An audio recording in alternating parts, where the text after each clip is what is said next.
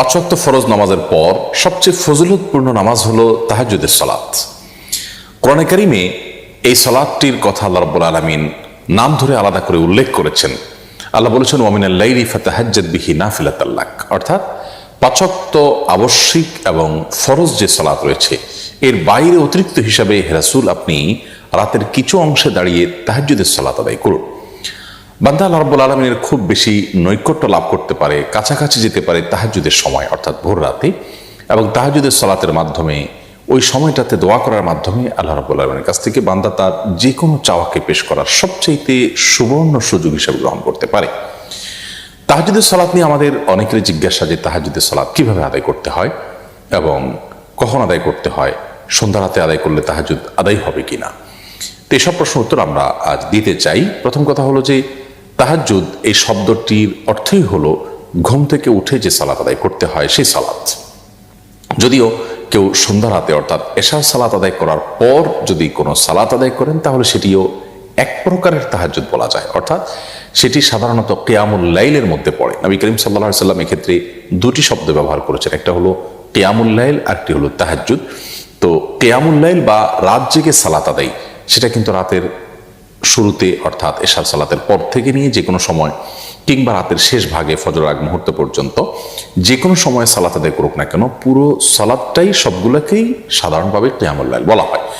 অতএব যদি কেউ এশার নামাজের পর 2 রাকাত অথবা 2 রাকাত 2 রাকাত করে 4 রাকাত কিংবা 6 রাকাত কিংবা 8 রাকাত সালাত আদায় করেন তাহলে তিনিও রাতে দাঁড়িয়ে সালাত আদায়কারীদের কাতারে শামিল হলেন, সেটাও এক প্রকারের তাহাজ্জুদ হলো। যদিও মূল তাহাজ্জুদ বা তাহাজ্জুদ শব্দের যে অর্থ সেটি আক্ষরিক অর্থে বাস্তবায়িত হবে তখন যদি সেটা ভোর রাতে আদায় করা হয়, রাতের শেষ প্রহরে আদায় করা হয় এবং একটু ঘুমিয়ে উঠে তারপর আদায় করা হয়, তাহলে সেক্ষেত্রে সেটিকে বলা হবে তাহাজ্জুদ।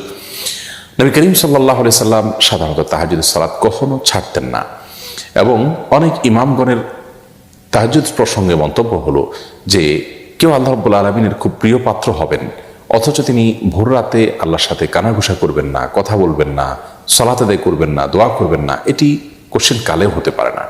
আজকাল নানা কারণে আমাদের জন্য তাহাজ্জুদ বেশ কঠিন হয়ে গেছে। অন্তত আমরা রাতের প্রথম প্রহরে এশার পরে 2 রাকাত বা 4 রাকাত সালাতও যদি আমরা কিয়ামুল লাইল নিয়তে পড়ি সেটাও ইনশাআল্লাহ বিইذনিল্লাহ মানে এক প্রকারের তাহাজ্জুদ, অর্থাৎ আক্ষরিক অর্থে না হলেও তাহাজ্জুদটা যেহেতু কিয়ামুল লাইলের ক্যাটাগরি সালাত তো সেই হিসাবে এটাও কিয়ামুল লাইল হিসাবে গণ্য হবে ইনশাআল্লাহ বিইذনিল্লাহ।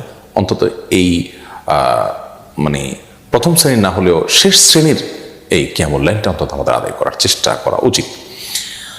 তাহাজ্জুদের সালাতটা কি আমরা নফলের নিয়তে করব নাকি সুন্নতের নিয়তে করব? এর উত্তর হলো যে কোনো নিয়ত করলেই আপনার সালাত আদায় হয়ে যাবে। মূলত তাহাজ্জুদ এটি নবী করিম সাল্লাল্লাহু আলাইহি সাল্লাম এটি আদায় করতে নিয়মিত, অতএব এটি সুন্নাহ একটি নামাজ, সুন্নত নামাজ বলা যেতে পারে। আবার ফরজ সালাতের অতিরিক্ত হিসাবে যত সুন্নত আছে সবগুলোকে এক ধরনের এক্সট্রা নামাজ বলা যায়, কিন্তু আমরা সাধারণত নফল বলতে বুঝি হলো সুন্নতেরও বাইরে যেটা মানুষ একান্ত নিজের ইচ্ছা করে সেটি।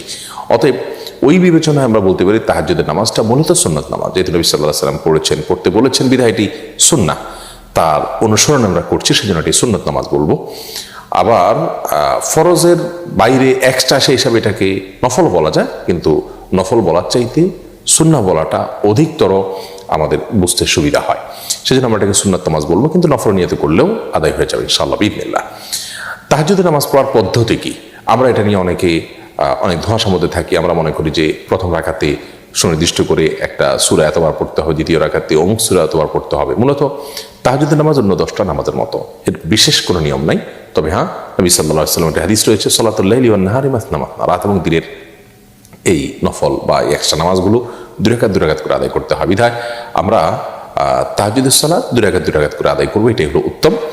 আর এই 2 রাকাত করে যে আদায় করবো সেটা অন্য সাধারণ নামাজের মতোই আমরা পড়বো। অন্য সালাতগুলো যেরকম পড়ি, হাত বাঁধার পর আমরা দোয়া ইস্তেফতাহ বা সানা পাঠ করার পর সূরা ফাতিহার পরে যে কোনো সূরা আমরা মিলাতে পারি, এবং যত লম্বা সূরা পড়তে পারি তত উত্তম, যত সময় নিয়ে যত ধীরে ধীরে পড়তে পারি ততই ভালো। এরপর আমরা রুকু সিজদা করে দ্বিতীয় রাকাতে দাঁড়িয়ে সূরা ফাতিহার পরে আবার যে কোনো সূরা আমরা পাঠ করতে পারি। প্রথম রাকাতে অমুক সূরা এতবার, দ্বিতীয় রাকাতে তমুক সূরা এতবার, এরকম কোনো নির্দিষ্ট কোনো সূরাও নেই, নির্দিষ্ট কোনো সংখ্যাও নেই, এগুলো নেহায়েতই আমাদের বানানো। তবে হ্যাঁ, নবী সাল্লাল্লাহু আলাইহি ওয়াসাল্লাম তাহাজ্জুদে সাধারণত অনেক বেশি সময় ব্যয় করতেন। আমাদের আয়েশা রাদিয়াল্লাহু তাআলা আনহা বলেছেন তাহাজ্জুদের যে সালাত ছিল লা তাসআল আন হুসনিহিন্না ওয়া তুলহিন্না, তার সে সালাদগুলোর যে কি দৈর্ঘ্য ছিল, সেগুলোর যে কি সৌন্দর্য ছিল, সে সম্পর্কে আর জিজ্ঞাসা করো না, আর বলো না। তার মানে অনেক সুন্দর ছিল, অনেক দীর্ঘ সময় নিয়ে সালাদ আদায় করতেন। যদি তাহাজ্জুদে আপনি যত সূরা মুখস্থ আছে আপনার, তার মধ্যে সবচেয়ে বড় সূরাটা আপনি পড়েন, একটু সময় নিয়ে ধীরে ধীরে পড়েন, এবং একই সূরা বারবার পড়তে চাইলেও পড়তে পারেন, বা একই রাকাতে কয়েকটা সূরাও পড়তে পারেন। এরপরে দ্বিতীয় রাকাতে একইভাবে যত লম্বা সময় নিয়ে দাঁড়াতে পারেন তত উত্তম। এরপরে রুকু সিজদাতে যত বেশি সময় আপনি ব্যয় করতে পারেন তত উত্তম। সুবহান রাব্বিল আযীম বলতে থাকেন, আল্লাহর কাছে চাওয়াগুলো পেশ করতে থাকেন, সিজদাতে চাওয়া কবুল হয়। অতএব আপনি লম্বা সময় নিয়ে তাহাজ্জুদ পড়ার চেষ্টা করবেন। এটাই হলো তাহাজ্জুদের সালাতের নিয়ম। এটার জন্য আলাদা কোনো নিয়ম নেই, আলাদা কোনো সূরা কেরাত নির্দিষ্ট করা নেই। তাহাজ্জুদের সালাত সর্বনিম্ন 2 রাকাত, আর নবী করিম সাল্লাল্লাহু আলাইহি ওয়াসাল্লাম সাধারণত 8 রাকাত পর্যন্ত পড়েছেন বলে আমাদের আয়েশা হাদিস থেকে আমরা জানতে পারি। অতএব সংখ্যা বৃদ্ধি না করার চেষ্টা করার চাইতে তাহাজ্জুদের কোয়ালিটিটা আমরা বৃদ্ধি করা এবং সময় বেশি নিয়ে করার চেষ্টা করবো, সে সাথে দোয়াও করব আল্লাহ তাআলার কাছে খুব বেশি থেকে বেশি। অতএব খোলাসা কথা হলো, তাহাজ্জুদ এটি মূলত সুন্নত নামাজ। আমরা সুন্নত নামাজের নিয়ত করেই পড়বো, নফল নামাজ নিয়ত করলেও হয়ে যাবে। আর তাহাজ্জুদ এটি মূলত ভোর রাতে ঘুম থেকে উঠে পড়তে হয়, রাতের শেষ প্রহরে। যদি কেউ এশার পরে বিতরের আগে 2 রাকাত করে আদায় করে, যে ভোর রাতে পড়তে পারবো কি পারবো না এই চিন্তা থেকে, তাহলে তাতেও আদায় হয়ে যাবে। আর যদি কেউ সন্ধ্যা রাত্রে 2 রাকাত করে পড়েছেন, এরপরে বিতির পড়েছেন, আবার ভোর রাতে উঠার তার তৌফিক হয়ে গেছে, তাহলে তিনি তাহাজ্জুদ পড়তে পারেন ভোর রাতে, কোনো অসুবিধা নেই। বিতির পড়ে ফেললে আর যে পড়া যাবে না ব্যাপারটা সেরকম না। যদিও সাধারণ অবস্থাতে ভোর রাতে উঠার সমূহ সম্ভাবনা থাকলে বিতির না পড়ে ভোর রাতের জন্য রেখে দেওয়াটা উত্তম। আর আমি উঠবো কি উঠবো না, উঠতে পারি কি পারি না, এটা নিয়ে সন্দেহ থাকলে বিতির পড়ে তারপর আমরা শুয়ে যাব।